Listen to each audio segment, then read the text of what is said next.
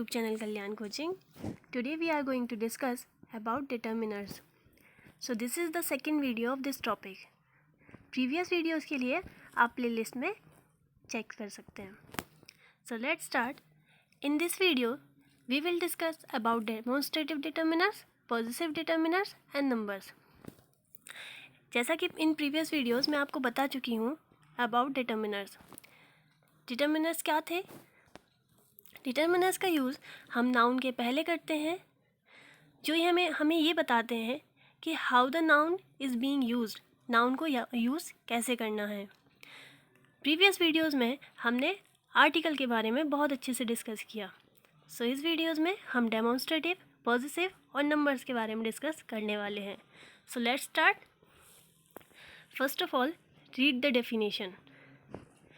Demonstrative that means संकेतवाचक. These are used to indicate the position or location of a noun.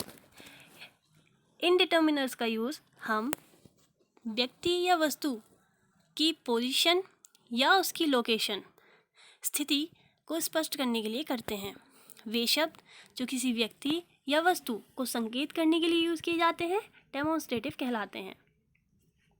अब types of demonstrative are this, that, these, those. This को हम हिंदी में कहते हैं यह, these को ये, that को वह और those वे. दिस का यूज़ हम सिंगुलर नाउन के साथ करते हैं, जैसे आपने सुना भी होगा और कई बार लिखा भी होगा. This is a book, this is a table. This का यूज़ हम प्लूरल नाउन के साथ करते हैं जहाँ पे हमें टू या मोर थिंग्स के बारे में बताना हो. मोर जो चीज़ें हैं वो मोर देन टू होनी चाहिए. दैट का यूज़ हम सिंगुलर नाउन के साथ करते हैं. दैट वाज अ बस. और दोस का यूज़ भी हम प्लूरल नाउन के साथ करते हैं. अब हमें ये समझना होगा कि जो डेफिनेशन में बोला है कि इंडिकेट द पोजीशन और location, then how to check what is the position or what is the location. This is used for things that is near to us. This का यूज़ उन्हीं व्यक्ति या वस्तुओं के साथ होगा जो हमारे पास होंगे, जो हमारी बहुत पास होंगे, करीब होंगे. This is a bus, this is a book, this is a pen. These का यूज़ हमारे साथ तब होगा या हम तब करेंगे जब चीज़ें दो या दो से ज़्यादा हों लेकिन हमारे पास हों.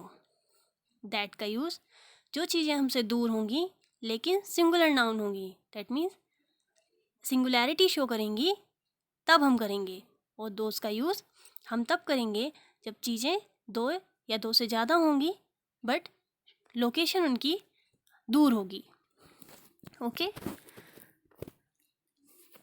इन्हें हम बाय एग्जाम्पल समझते हैं. देखिए डेमोन्स्ट्रेटिव्स जो हमारे दिस, दैट, दीज, दोज हैं, इनके यूज़ के बाद ही जस्ट आपको नाउन का यूज़ करना है. इन सेंटेंसेस कैसे करेंगे देख लेते हैं. This is a good book. यह एक अच्छी किताब है. जो दिस है वो आप देख सकते हैं सिंगुलर नाउन के साथ यूज़ हुआ है. बुक यहाँ पे सिंगुलर नाउन है, यह एक अच्छी किताब है. That house was very beautiful. वह घर बहुत सुंदर था. अब हम हिंदी में यदि पढ़ते हैं तो हमें अलग साफ समझ में आ रहा है कि वह घर बहुत सुंदर था, मतलब जो घर है जिसके बारे में हम बात कर रहे हैं वो अभी हमसे दूर है, मतलब हम किसी दूर स्थित पोजीशन या लोकेशन पर स्थित घर के बारे में बात कर रहे हैं. These books are mine. यहाँ पर किताबें, यह किताबें मेरी हैं. बुक्स प्लूरैलिटी को शो कर रहा है क्योंकि बुक के साथ हमने एस का यूज़ किया है जो कि एक प्लूरल नाउन है, इसलिए हमने यहाँ पे दीज का यूज़ किया है. भाई कुछ किताबें हमारे साथ रखी हुई हैं, हमारे पास रखी हुई हैं, जिनके बारे में हम बोल रहे हैं किताबें मेरी हैं. These books are mine. वे कलमें तुम्हारी हैं. भाई तुम्हारी पेन है, तो जो पेन है जो कि एक नाउन है उसके साथ हम देखिए एस का यूज़ कर रहे हैं तो प्लूरैलिटी शो हो रही है. दोज पेन्स आर योर्स, वह तुम्हारी पेन है या तुम्हारे पेन है, ठीक है। तो ये जो पेन्स हैं वो कहीं दूर रखे हुए हैं जिनके बारे में हम बात कर रहे हैं। These things have to be removed, इन चीज़ों को हटाना होगा। ऐसी कोई चीज़ है जो पास रखी हैं और हमें इन्हें हटाना है, तो हम उनके बारे में क्या बोल रहे हैं? These things have to be removed, कुछ चीज़ें रखी हुई हैं जिन्हें हमें हटाना है। तो सेंटेंसेस को पढ़ के क्लियर हो रहा है कि जो दिस है वो उन चीज़ों के लिए जो सिंगुलर है और नियर टू अस है, दैट उन चीज़ों के लिए जो सिंगुलर है बट फॉर फ्रॉम अस है, जो हमसे दूर हैं। दीज और दोज उन चीज़ों के लिए जो प्लूरल है, बट दीज जो हमारे पास है और दोज जो हमसे दूर हैं। लिखा भी हुआ है नीचे नोट में, this and these apply to things that are closer, जो चीज़ें पास हैं या जहाँ पे हम बात कर रहे हैं, जिस लोकेशन या जिस स्थिति के बारे में हम बात कर रहे हैं, वह स्थिति या वह लोकेशन हमसे पास है, हमारे पास ही है, करीब है। That and those are used for things that are far away, वह स्थिति या वह लोकेशन या वह पोजीशन चीज़ों की जहाँ पर जो हमसे दूर हैं। सो होपफुली कि आपको समझ में आया होगा। नेक्स्ट बाय पिक्चर देख लेते हैं, क्योंकि पिक्चर से हमें बहुत अच्छे से क्लियर हो जाएगा। दिस दैट दीज और दोज के साथ किसी भी नाउन का यूज़ नहीं रहता। यदि नहीं रहता है तब इन्हें क्या कहते हैं? Demonstrative pronoun. भाई लास्ट स्लाइड में तो हमने दिस के साथ बुक पढ़ा, दैट के साथ हाउस पढ़ा, तो ये तो नाउन नहीं थे ना। तब यदि दिस दैट दीज दोज के साथ यदि नाउन यूज होते हैं तब वो डेमोन्स्ट्रेटिव है, ओके। बट यदि इनके साथ कोई नाउन यूज नहीं हो तो ये डेमोन्स्ट्रेटिव प्रोनाउंस हैं। जैसे इन वाक्यों में दिस दैट दीज और दोज डेमोन्स्ट्रेटिव प्रोनाउन है। This that, this is Ram, that is Ram. These are cats, those are cats. अब देखिए क्लोजर और फर्दर या फॉर अवे बताने के लिए दिस इज़ माई फ्रेंड, यह मेरी दोस्त है या यह मेरा दोस्त है, तो इंडिकेशन जो है बहुत क्लोजर है। नेक्स्ट देखिए दैट इज़ माई फ्रेंड, वह मेरा दोस्त है या वह मेरी दोस्त है, तो जो इंडिकेशन है वो फॉर अवे है। थर्ड स्लाइड देखिए, दीज आर माई फ्रेंड्स, यह मेरे दोस्त हैं, प्लूरैलिटी शो हो रही है फ्रेंड्स से, जो कि एक प्रोनाउन डेमोन्स्ट्रेटिव प्रोनाउन के साथ, और दीज जो है वो नियरर टू शो हो रहा है, closer. And then far away for those, those are my friends, वह मेरे दोस्त हैं। तो यहाँ से इंडिकेशन से ही साफ समझ में आ रहा है कि दोज फॉर अवे थिंग्स या नाउन के साथ यूज होगा। सो होपफुली आपको ये क्लियर हुआ होगा। Next is positive. पॉजिटिव का यूज हम वहाँ पर करते हैं जहाँ पर हमारा कुछ राइट हो, दैट मीन्स अधिकार हो। Let's read the definition. A positive determiner is use to express belongingness और पोजीशंस ऑफ समथिंग। किसी व्यक्ति या वस्तु पर अपने अधिकार को व्यक्त करने के लिए पॉजिटिव्स का यूज किया जाता है। पॉजिटिव्स होते क्या हैं? माय, आपने सुना भी होगा माय, जिसे हम हिंदी में मेरा या मेरी कहेंगे। हिज, हर, उसका, उसकी। इट्स, इसकी। आर, हमारा। देयर, उनका। योर, तुम्हारा। यहाँ पर जो एक पॉजिटिव्स है इट्स जो है, हमें कई बार कन्फ्यूज़न हो जाता है कि इट के साथ एपोस्ट्रोफी लगकर भी एस लगाते हैं, तो उसे भी इट और इसको भी इट्स, तो उसे हम इट इज़ यूज़ करेंगे। जो IT इट के लिखने के बाद एपोस्ट्रोफी के साथ एस लगता है उसे हम इट इज़ पढ़ते हैं एक्चुअल में। It's is a contraction and should be used where a sentence should normally read it is. जहाँ पर हमें सेंटेंस को it is as a it is पढ़ना हो, यह है, वहाँ पर हम इट के साथ एपोस्ट्रोफी यूज़ करते हैं। The apostrophe indicate that part of a word has been removed. उस एपोस्ट्रोफ से ये शो होता है कि जो कुछ पार्ट है उसे रिमूव किया गया है, ओके। और ऑन द अदर हैंड यदि हम इट इस इट्स की बात करें, ITS, जहाँ पर एपोस्ट्रोफी यूज़ नहीं हुआ है, तो this is used as positive word like his, her. For noun without gender, भाई हिज से शो हो जाता है कि ये नाउन है for the male person, male category. Her से for the female category.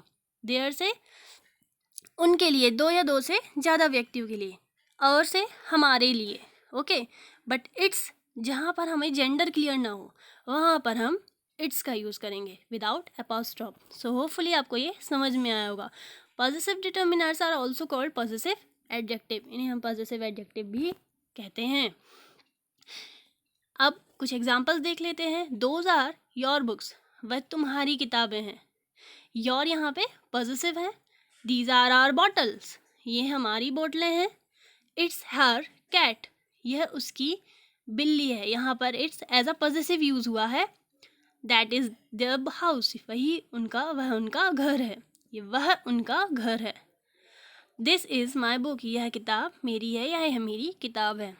Now let's read the difference between possessive determiners and possessive pronoun. क्या डिफरेंस होता है दोनों में? पॉजेसिव डिटर्मिनर्स में हमने हिज, हर, इट्स, योर, अवर ये पढ़े, देयर यही पढ़े, बट पॉजेसिव प्रोनाउन भी यही है।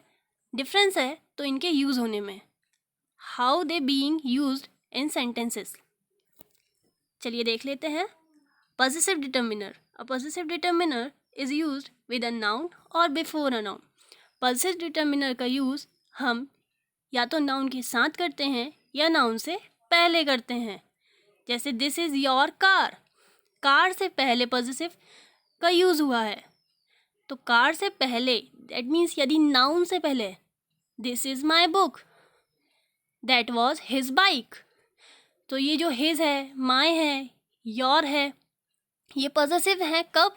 जब आप इनका यूज़ किसी नाउन से पहले करते हैं। बट पॉजेसिव प्रोनाउन क्या होंगे? A possessive pronoun is use in place of noun, ये नाउन के प्लेस पर ही यूज होते हैं। Like mine, ours, yours, theirs, his, her, its, ये भी वही रहेंगे, बट डिफरेंस होगा तो इनके यूज होने में in sentences. That car is your, sorry this car is yours, यह कार तुम्हारी है। अब देखिए, योर्स के बाद हमने किसी भी नाउन का यूज नहीं किया है। दैट हाउस वॉज देयर्स, वह उनका घर था। तो हम यहाँ पर किसी भी नाउन का यूज नहीं कर रहे हैं। यदि पॉजेसिव के बाद तो वो पॉजेसिव प्रोनाउन है, बट यदि किसी नाउन का यूज होता है, जैसे कि दिस इज योर कार में हुआ है, तो वो पॉजेसिव डिटर्मिनर है। क्लियर है? सो होपफुली आपको समझ में आया होगा। नेक्स्ट है numbers. Number is being used also as determiners. Numbers cardinal and और न्यूमरल्स, मोस्टली कॉर्डिनल और न्यूमरल्स का ग्रामर पर्पस से बहुत यूज होता है। So let's read the definition first. Cardinal determiners और numerals is used in a sentence to count things. भी cardinal से ही समझ में आ रहा है, न्यूमरल से ही समझ में आ रहा है, जहाँ पर नंबर्स का यूज़ हुआ है वहाँ पर चीज़ों को काउंट होना तो होना ही है। Okay, they are generally put before the noun. जब डिटर्मिनर की डेफिनेशन ही है कि उसे नाउन के पहले ही यूज़ करना है, तो फिर किसी भी टाइप का डिटर्मिनर हो वो नाउन के पहले ही यूज़ होगा। Got it? And determine the order and position of something, ये शो करते हैं किसी भी वस्तु की पोजीशन को और उसको, उसके ऑर्डर को। चीज़ों को गिनने के लिए वाक्य में कॉर्डिनल निर्धारक या अंकों का यूज़ किया जाता है। उन्हें आमतौर पर संज्ञा से पहले रखा जाता है। Mostly numbers are categorised into two category as the grammar purpose, cardinal और न्यूमरल। कॉर्डिनल जो नंबर हैं, कॉर्डिनल्स हैं वो 1 2 3 4 5, एंड न्यूमरल्स हैं first, second, third, fourth, fifth, last. First, last ये हम नॉर्मली जब रेस करते हैं तब हम इन नंबर्स का बहुत यूज़ करते हैं। अब बात ये आती है कि हाउ टू लर्न और how to remember all these kind of numbers. So इसके लिए भी हम पहले इनके एग्जाम्पल पढ़ते हैं, फिर उसके बाद हम ट्रिक देखते हैं। Cardinal numbers, these are use to show quantity.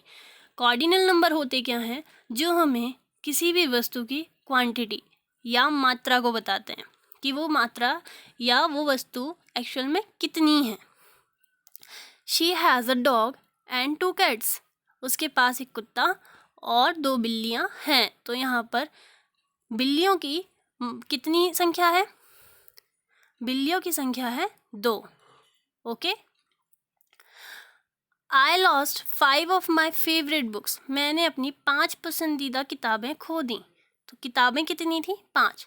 तो यहाँ पे हमें नंबर या क्वांटिटी बताएगा। Numerals ordinal number, these are use to show order और position.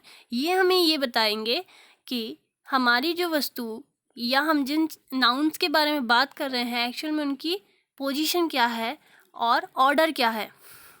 She got first prize, भाई कोई रेस में विन हुआ है तो रेस में वॉन होने के बाद उसे कौन सा प्राइज़ मिला है? फर्स्ट मिला है। सेकंड आया है, कोई थर्ड आया है तो उसे प्रथम पुरस्कार मिला, उसे second, he got second prize, he got third prize etcetera. He came last in the race, वह दौड़ में अंतिम आया। तो लास्ट यहाँ पे क्या है? To show position of someone. Okay, so now how to remember all kinds of number as determiners, how to use numbers in sentences में कैसे यूज करें। देखिए नंबर्स जो हैं हमारे 1 2 3 4 हैं। ऑर्डिनल है वो first second third next last हैं। कॉर्डिनल है वो 1 2 3 एक्सेट्रास इन वर्ड। और multiplicative single double triple etceteras.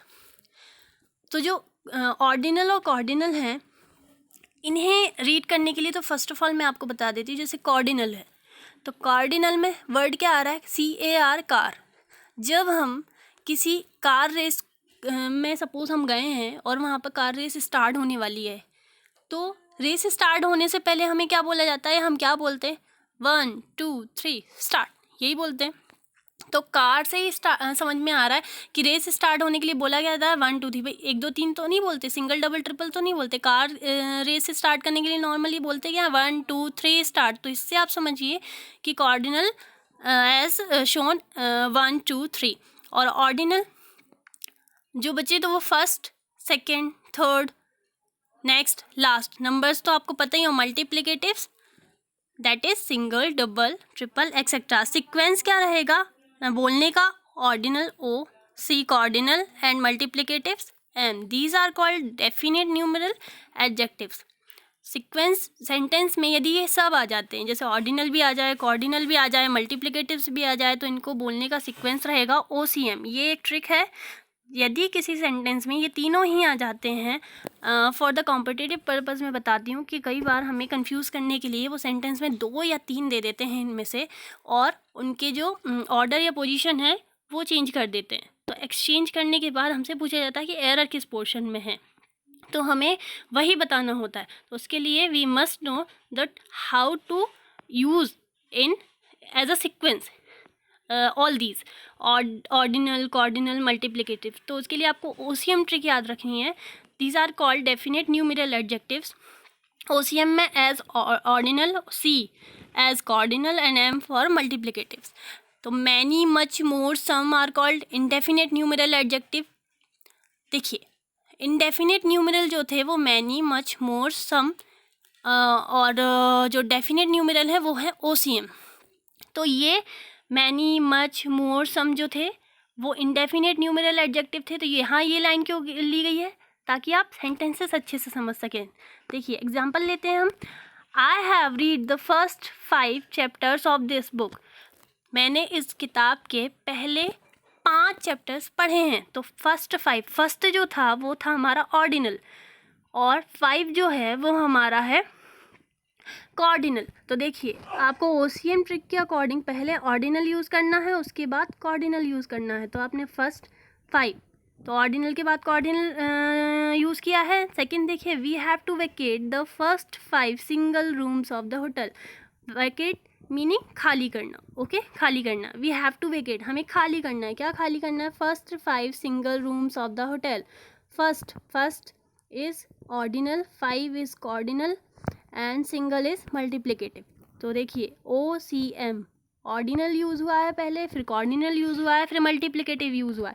यदि वहाँ उनको एरर देनी होगी तो क्या कर देंगे, 5 फर्स्ट सिंगल कर देंगे, 5 सिंगल फर्स्ट कर देंगे, तो आपको वहाँ उस पोर्शन में एरर फाइंड आउट करनी होगी। तो ये for the competitive exam purpose बहुत इंपॉर्टेंट है।